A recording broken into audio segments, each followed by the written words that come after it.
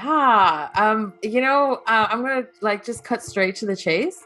Apparently, I am related to that dude with the ear, like with the single ear, because then they start to put it together, like, oh, we're conversing in English, but she's not English or American. She's Taiwanese and Dutch, and they don't speak English in those countries. And so that's when the wheels kind of start to turn. Of your culture, which in the United States, it's no secret, we don't have the greatest reputation for being language learners. And, Awesome. that was a massive culture shock, like coming from Taiwan. I've been to one nightclub, before I went to Madrid, and suddenly I found myself in like Party Central. If you really want to learn a language, you have to do full immersion. So this is my warning story. Hey there, English speakers and language learners. Welcome to a new series that we're doing on the channel, and we're calling it Let's Talk Languages. And really, each week, I'm having a different polyglot. And if you don't know what that term is, then, well, you probably know what the term is if you're following an English language learning channel. But if you don't know what that is, it's a person who speaks multiple languages. Because something that I found among language learners is they feel timid, they feel bashful, they're too concentrated on studying. And what we believe here, we believe that language learning is more than just an exam score and a grammar rule, but we're looking at language learning as a lifestyle. So today we have Arna Van Goch. We'll have to ask her if she's related to the famous painter, but she speaks Mandarin Chinese, Taiwanese, Dutch, you'll see her English, and a little Spanish. So counting that up, that's 1, 2, 3, 4, 5 languages. So let's talk to Arna. Welcome to the channel. Oh, hey! Thank you so much for the wonderful introduction. I'm so excited to be here. Thank you. I'm excited to have you. I'm excited for this conversation. Yeah. I'm going to just cut straight to the chase. Apparently, I am related to that dude with the ear, like with the single ear, but like 4 or 5 times removed. So it's like I don't have anything to do with the family fortune or apparently the artist gene. So yeah, there you have it. It still counts. It still counts. That's actually really cool. Yeah, like some uncle had it done, like had a genealogy thing done, so that was, exciting. Did you do the like the find your DNA like test where you spit on the tube and then find out where you're from? So this was done by like a great uncle like years ago. Like I think even maybe 30 years ago, around the time I was born, because like he'd made a lot of money and everybody kept asking him about his name. So he had a historian literally look up the documents. And like the saddest thing is because you'll see my spelling is Goch, not Gogh. And the story goes is because back in those days, it's very common for dads to get really drunk to celebrate their child's birth and then to go to the registrar's office to register the birth of the baby and then potentially have spelt it wrong. So that's another wonderful trait that my family gets to carry. Wonderful legacy. That's amazing. That's an amazing story to start out with. Yeah. So your name is literally caused by a drunken misspelling. Yeah, exactly. And that's not too far from the truth normally. If you see me at the weekend, you know where I am. Or was before COVID. Maybe now too, again, now that we're opening back up. Yeah, well, I mean, I was in the UK for most of last year, and literally in the last couple of months I decided to move back to Taiwan, and Taiwan has never been in lockdown. We've never had any like crazy terrible things happen with regards to COVID, probably because we're an island, so we've been able to stem the tide. I mean, even when I came back, I needed to do a 2-week hotel quarantine. I wasn't allowed to leave my room for 2 weeks, and that was obviously to protect everybody else in Taiwan. And I'm so grateful that I did, because then I get to live my best life right now, which is That's awesome. That's a lot like New Zealand. New Zealand has a lot of the similar things. Yeah. Congratulations. By the way, I should let everyone know that there is some construction happening next door, so you can probably hear that. Such is life. let's move on and talk about let's talk languages. Uh, so, first of all, do you ever get this question? And if so, what is your answer? How many languages do you speak? Because people give different answers, based on their interpretation of speak languages.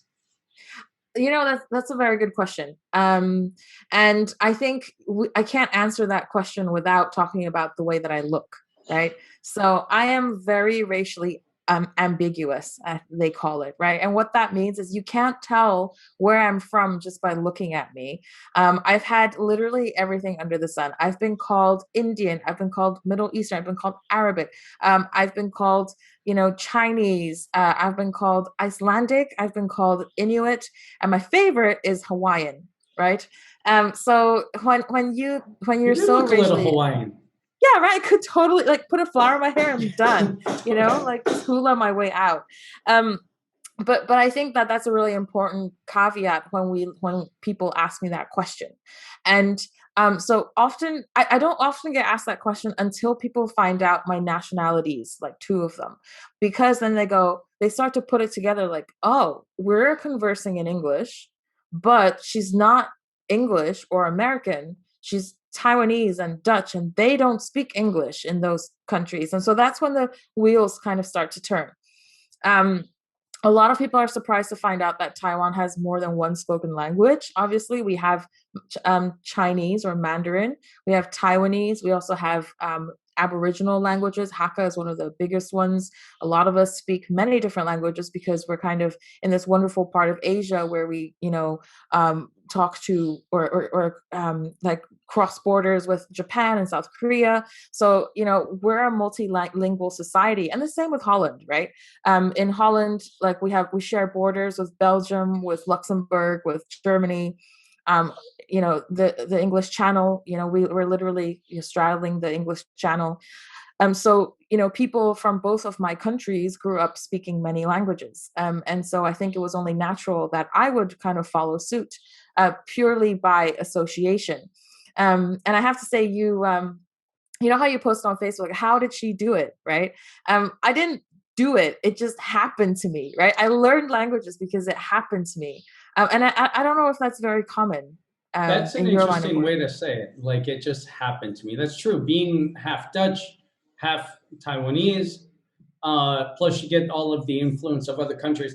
That's a real advantage that Asian countries have, and especially Asian countries that not many people speak their language, right? And European countries, you're surrounded by all these different countries with different languages, and it's just kind of a part of your culture, which in the United States, it's no secret we don't have the greatest reputation for being language learners. And I Mm. try to explain this in the best way I can without feeling defensive. That a lot of it is because we're not surrounded by anything. We have Canada in the north, which is kind of the same English thing. speaking. Sorry, like it is. Yeah, They're the yeah. same. And then we have Mexico, but that's just in a small part under Texas, which Texas is almost its own place anyway. So Mm. it's just a lack of contact. Yeah, absolutely. I think often what happens is the like by pure association, right? So I talk about this a lot. Like the reason I speak Spanish, by the way, is not because I was like, oh my god, I'm going to like make it 5 languages and I'm going to learn Spanish, right? That's not what happened. I went to an American school here in Taiwan, and they said, in order to pass your high school, to get a high school degree, you need to learn a second language. I was like, well, I'm on my fifth, so whatever. But I needed to learn it because Chinese was my mother tongue, so I wasn't allowed to learn that as a second language because officially it was my mother tongue. So I had to pick either Japanese or Spanish. It was at the time. And so I was like, well, I want to go to Europe, so I'm going to learn Spanish. And so I ended up having an amazing Spanish teacher who encouraged me to kind of like live my best life. And so I did. So I took a gap year after I finished high school, which is a very common thing for Europeans to do. So I went and lived in Madrid for a year. And, that Awesome. was a massive culture shock, like coming from Taiwan. I've been to one nightclub before I went to Madrid, and suddenly I found myself in like party central. And it was incredible. It was such a great experience. I learned so much about myself. And to be honest, my gap year made me study harder at university. So I absolutely have no regrets about taking a year out to just be me and not study. Yeah. Oh yeah, it's funny you say that because just yesterday I was talking to a guy because I actually took two gap years. I wasn't even planning to go to university. I just started working full time and then eventually figured that what I wanted to study, which is nothing related to what I do anyway, but Yeah. it rarely is. No, yeah, absolutely. But I think gap years are very valuable because it's almost like if you just go right into university from high school, there's really no change in your thinking. Sometimes there is, but it just kind of turns into grade 13, as far as in the United States, our system, Yeah. grade 13, and there's not that chance to reflect in Mhm. yourself and figure out what you really want to do rather than just go to college because that's what you do. Yeah. And it's such a shame as well, I find, because there is so much to be had in, you know, I mean, let's talk languages, right? So going from a Taiwanese society, queen bee in high school, to literally just a crappy apartment in Spain that my language school had provided for me. Like, it was such a reality check, right? And so I became an adult. I became a truly independent person through having to learn another language. And so that has given me such a unique perspective on life and how to live life and how to enjoy it. And I guess that's also one of the reasons why I'm an entrepreneur today, because I really relish that freedom of just being able to discover more about myself, about the world that we live in, and about a place that, I loved for so long just by studying it with my Spanish teacher. Awesome. So that's a great point and a great transition. About, I want you to talk me through that transition and what it's like to actually, like you said, have the language happen to you, right? To be half Dutch, half Taiwanese, have the influence, and then have to go and study the language. What were the differences? What were things you expected or didn't expect? And some benefits and challenges of actually having to study language instead of just absorbing it, for better lack of a better term. Yeah, absolutely. So, this is a conversation that I have a lot because people around me are always astounded that I sound so local. I sound local in Dutch. I sound local in Taiwanese and Chinese and even in English, right? A lot of English speakers say, I forget that you're not American because you sound so American. You sound so And American, by the way, even down to your yeah, expressions. yeah, I know. And you know what? I have to say, I went to America a couple years ago, and I did not understand a word they were saying. So that was like that's a whole other story. But Where did but you go?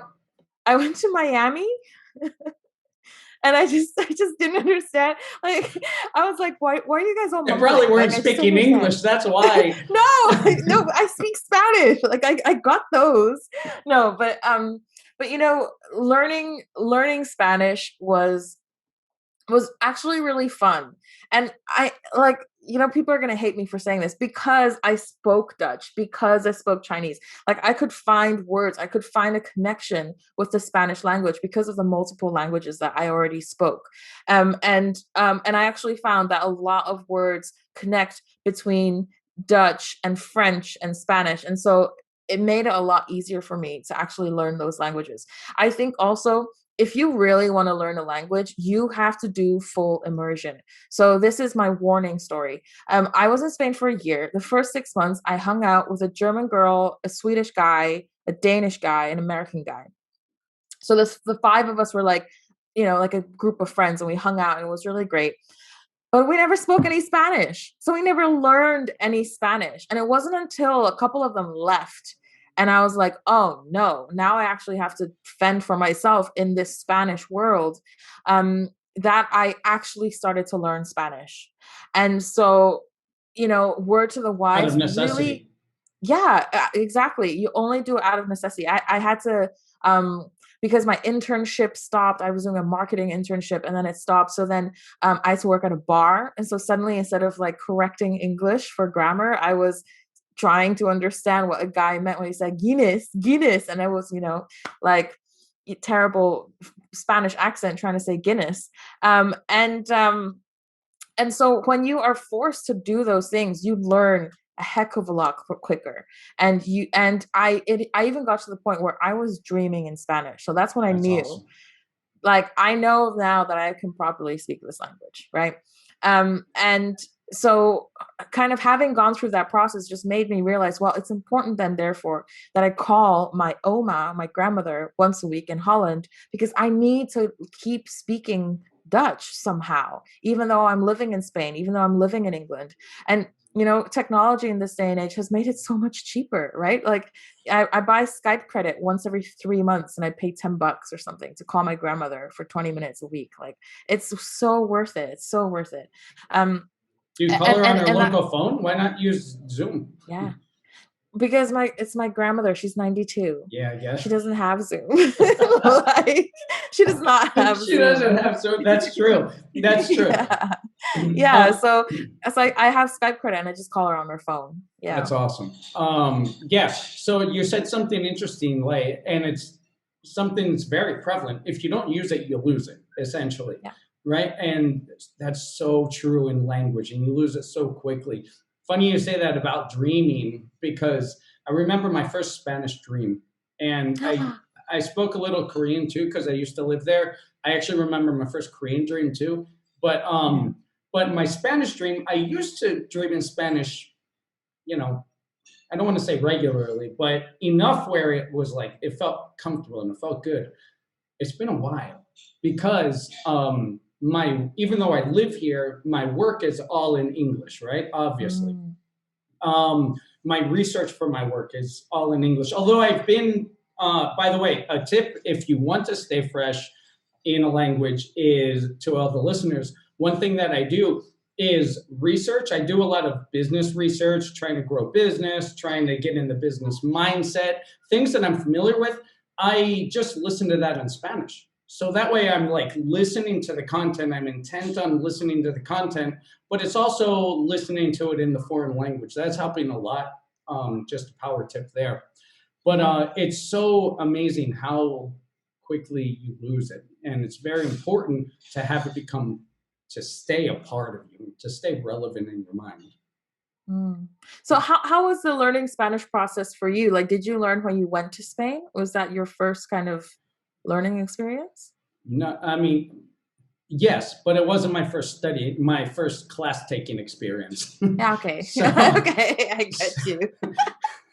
so I took it in high school, like everyone, in the United States, we generally have to take a language. So it's either French or English or German, depending on your school. In ours, you could choose one of those three. And I took Spanish because my grandmom is Mexican. So I was like, well, I should learn Spanish, and it might be easier, high school thinking, middle school thinking, even. Like it could be easier because I have it in my blood, So, but you don't learn very much when you cheat your whole way through and don't take it serious. Like Yeah.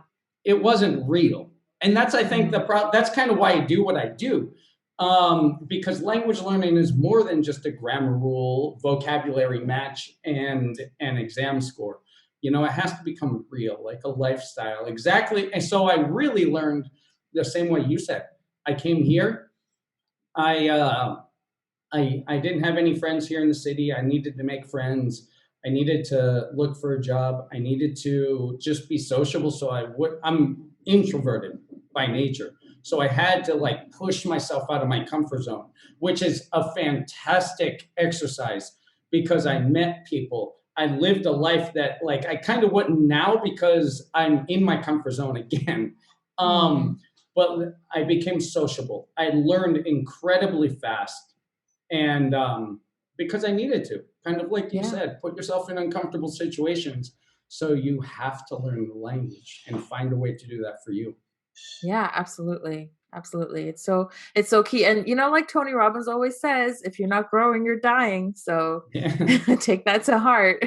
That's true, and that's with everything, business, Mm. with development. I like another Tony Robbins quote. Speaking of him, um, grow, growth equals happiness. You think of everything; everything happens toward growth, even like a flower or a plant, and growth equals happiness. Life is growth. Progress equals happiness. That's the one. Life is growth. Yeah. So like Progress. if you're growing, if you want to look at that like your language learning or your business or something as a life, right? Give it what it needs Yeah. to grow. Exactly. The Exactly. practice, the regular Yeah. contact, you know. Mm. So let's move on. We talked about dreaming in Spanish. Well, first, do you have a favorite foreign language or a favorite language to use or speak in or read in? Um, I mean, I usually default to English, because that is so quick backstory. When I grew up in Taiwan, but when I was 8, we moved to Holland for 2 years, and then we came back to Taiwan when I was 10. And so at this time, I spoke 3 languages: Taiwanese, Mandarin, and Dutch. And my Taiwanese had gone backwards immensely because we weren't immersed, right? My Dutch was great. My Chinese was passable, but not fabulous. So we had to go to American school. Like that's when our international school journey kind of began. We came back from Holland. And so we had to learn English dead quick. And my parents are or were English teachers, and so they were like, well, we can do this. Like, we can totally teach our kids to learn enough English to go to American school. No, they couldn't. It's not But the same when it's your kids. it's literally not the same for so many reasons. But because of that, we had to start using English in the home. And so we did that for many years, to kind of make sure that our English was all kind of up to scratch and able to go to school. And so we focus on English a lot, but then over the last, I would say, 10 years or so, we've really become more multilingual as a family. And this is one thing that I just want to share as well that is so fabulous about having like everybody in the family speak English, Dutch, Chinese, and Taiwanese, is that like 90% of the places that we go, there is a language that we can speak that nobody will understand, and that makes communicating a lot easier. So we're in Holland, and my mom's like in Chinese, like, what the hell did they just give us to eat? And like we can say those things because nobody else will understand it. um but yeah, so we've kind of made more of an effort in the last 10 years because we're all grown now and we're kind of dealing with all of these different languages. I've tried having business conversations in Dutch. I find that really difficult. In Chinese it's much easier. Why? I Is it because of the what you're used to communicating in? Yeah, Like how you're used yeah. to communicating in each language?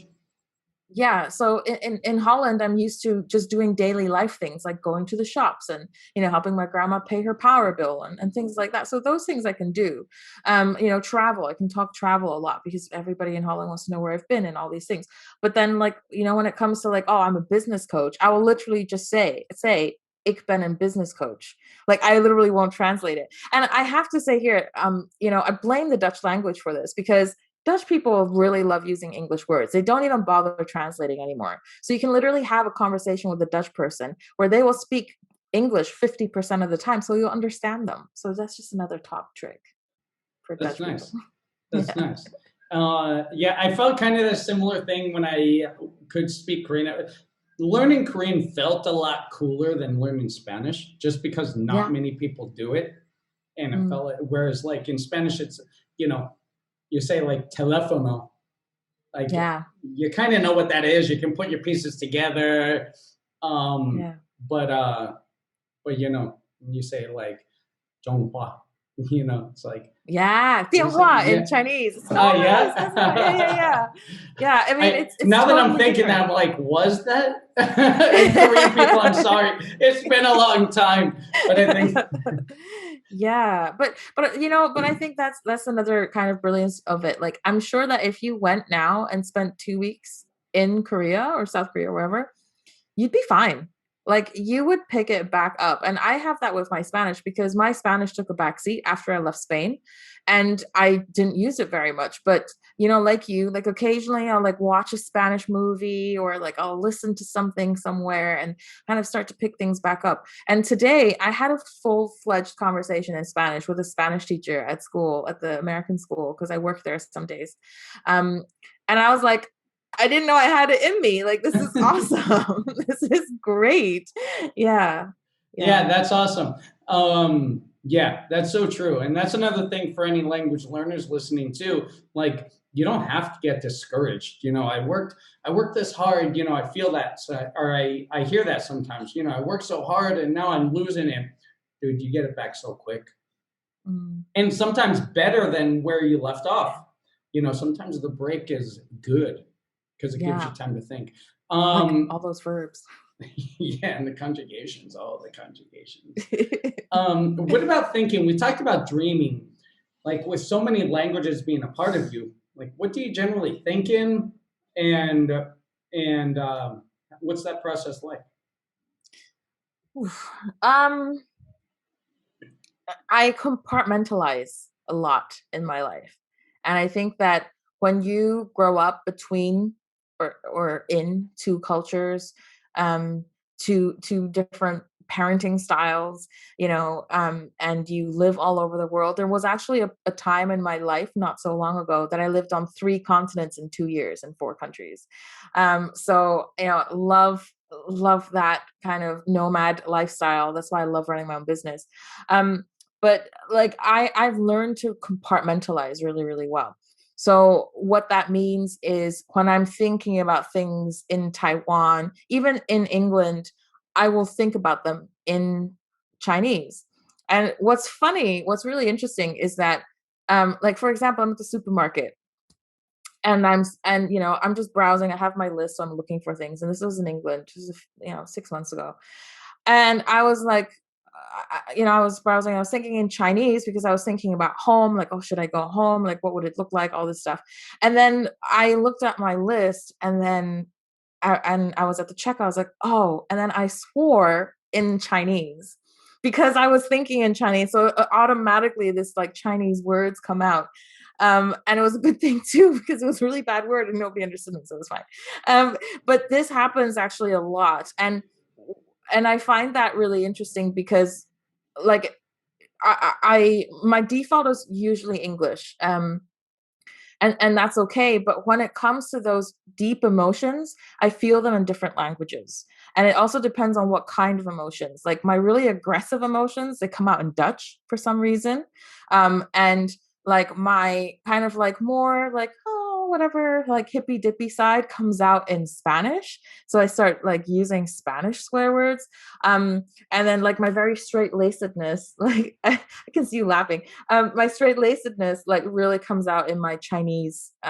So, Makes you know, sense. one yeah, like one ex actually once said to me like, "You have a different personality when you speak a different language."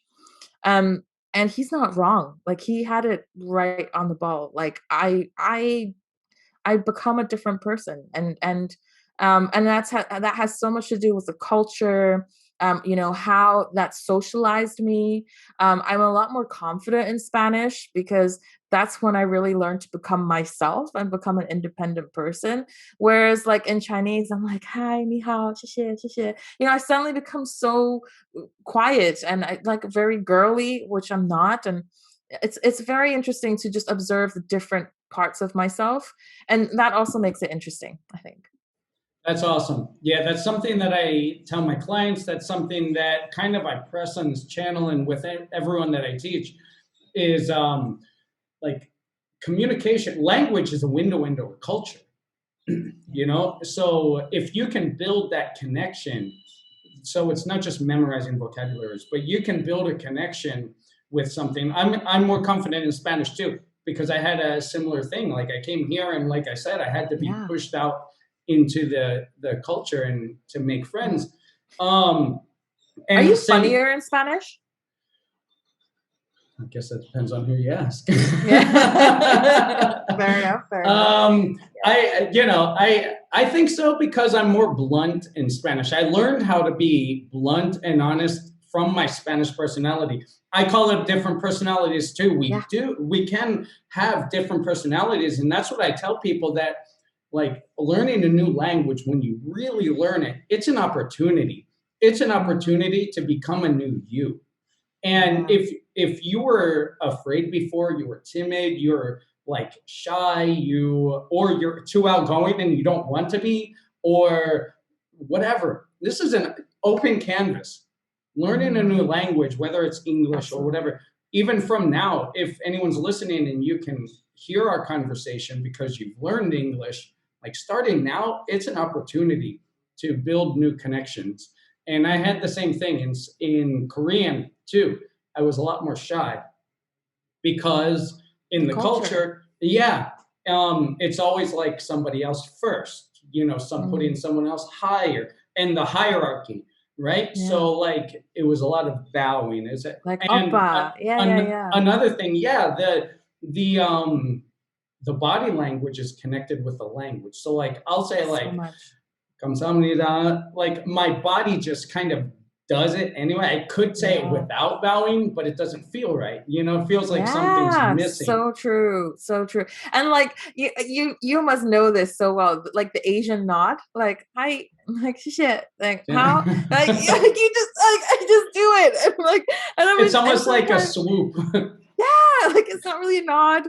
And I find myself doing it in like the worst possible timing. Like, I know that was not cool. Like, just keep walking. Like, it just yeah, it's just one of those things. I actually, when I came home to visit from Korea one time, because it was after several years in Korea, and I went home, and my mom introduced me to one of the neighbors, like a new neighbor who came in, and I was like, "Hi." And I'm like, wait a minute. I'm not bowing to you. Give me No, that bow back. just shake my hand. Yeah. Yeah. Um, Oh, so funny. so what was your biggest struggle then? Do you have struggles that like regular language learners could relate to? Like what was your biggest struggle in language learning?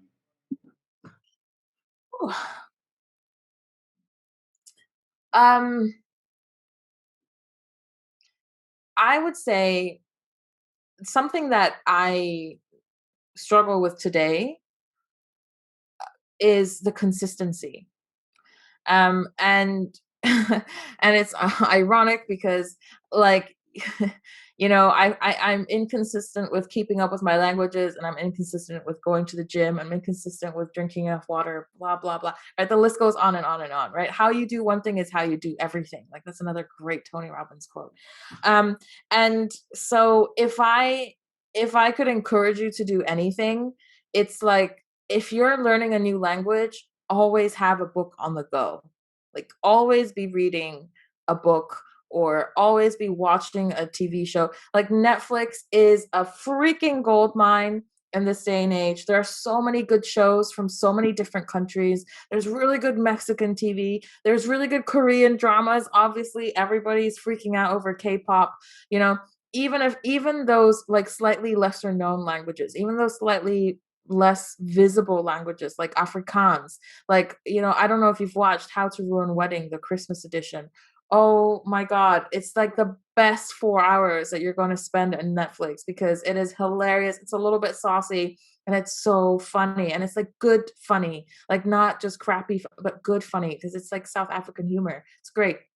And so, you know, um, I would say, like, just stay consistent with it, even if it's just 10 minutes a day. Even if you have to download Duolingo. I mean, it's free, right? So you might as well. Like, just continue to do what you can, because you're you're going to be able to pick it up so much faster, and you're going to thank yourself. So I mentioned earlier in the conversation, I don't know if I can't remember if I did tell somebody this today, so I hope it was you. But I really really argued with my mother so much, because when we were living in Holland, for those 2 years when I was like 8 and 9, every Saturday she would sit us down at the dining table and make us write Chinese characters. And I was so upset with her because I was like, I'm 8 years old. Like, we're not going back to Taiwan. At least that's what I knew, right? Like, we don't live there. Why do we need to speak the language? We're in Holland now. We speak Dutch now. Um, and her, forcefulness is what kept my Chinese going and is what has made my Chinese the acceptable level that it is today. And so now looking back, I'm very grateful. But in that moment, I was very upset. So be your own Asian tiger mom. Awesome, Yes. awesome, and great tip in there. One thing I tell people, because I have two bilingual kids, one a little more bilingual than the other, but you know, Well, it'll um, work. It'll happen. five, It'll happen. five and three, Mm-hmm. and it's incredible going back to what we were talking about different personalities. Even especially Sophia, she's 5, almost 6. Like when she talks to me, when I'm in the room, and when she speaks in English, it's completely different. No hay nada que ver. There's nothing to Yeah. do with like the Spanish her when she talks with her mother or when her mother's in the room. It's like a completely different person, and it's from the inside, you know. And that's but something like having bilingual kids is possible even if you are not bilingual. That's something that I tell our friends' parents all the time. Get your Yes. kids watching TV and the cartoons in English. And 100%. it's and I tell them that, and the instant pushback I get is, well, it's easy for you because you're English, and then or you're an English speaker and then the mother's Spanish speaker. But I'm not telling you as a parent. I'm telling you as a teacher that I could always tell the students who their parents force them to watch TV in English, their Yeah. English, their level, the natural instincts with English is so much higher than the others. And yeah, it's Yeah. going to be a fight. Like you said, it's going to be a fight, Yeah. some days more than others, but it pays off in the future. 100%. And if I just may throw in really quickly, the Do it. reason I learned English so quickly was because I watched, get this, Bring It On over and over and over and over again with Chinese Nice. subtitles. Yeah. So my Valley Girl accent is literally thanks to Kirsten Dunst. Just saying. There you go. Thanks, Yeah. Kirsten. Yeah. Another addition you've made to the world. That and Spider-Man, right? She was in Spider-Man. Yeah. Yeah, Spider-Man. Yeah, yeah. The first yeah, one. Yeah, yeah, yeah. yeah. So, yeah, you actually, with that last part of the conversation, you took my final question, which is advice, and it was a powerful advice: consistency. Have that Yeah. constant touch. You mentioned about being an entrepreneur. Do you want to talk a little bit about that? A little bit about what you do, Yeah. and if you want, tie into how languages helped you if it did. But if not, just talk Yeah. about what you do. Absolutely. Thank you so much for giving me the opportunity. So, I started my entrepreneurial journey 6, 7 years ago now, and I can finally say entrepreneurial without freaking out or thinking about it. I It's a can't very even do difficult that. word. I hate It's a that very word, hard to word. be honest. It's a very I hard word. hate that word so It's much. French. It's French. Yeah. Blame the French. I Um, will. and so I started 6, 7 years ago. I started as a social media manager. And while I really enjoyed that, I really, really love talking to people and training people and helping them, on their journeys. And so, over the last 4 or 5 years, I've helped entrepreneurs go from 5 figures to 7, 5 to 6, and also scale because I kind of like being the tech person as well a little bit. So I like going into businesses, looking at how we can actually make more money without working more and actually working less. My specialty lies in helping online service providers go from one to one to many.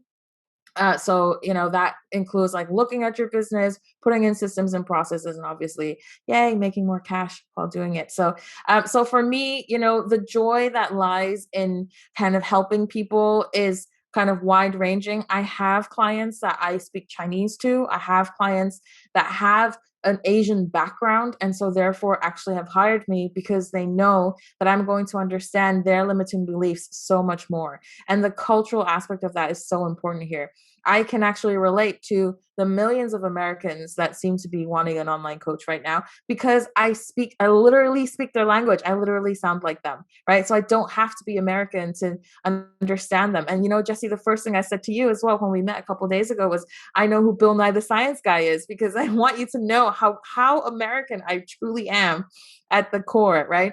And so I think, for me, this whole journey called life is really wonderful and really fun. And so I just encourage everyone just to follow your passion, follow what you're interested in, and learn and grow and continue to speak as many languages as you can, because it's always going to pay off. Awesome. Well said. And actually, something that stuck out to me more than the Bill Nye reference was you told me it's not my first rodeo. And I was like, good expression. I like it. So American. Yes, it is so So, American, unfortunately. so thank you for your time, Anna. Thank you for sharing. You've shared some awesome bombs here, and thank you for that. Yeah, absolutely. Thank you so much for having me. It's a pleasure talking to you as usual. Hope we get to continue to do this on and off camera. I don't care, because you're a fun guy to hang out with. So thank you. Thank you. I appreciate it. I'll talk to you later.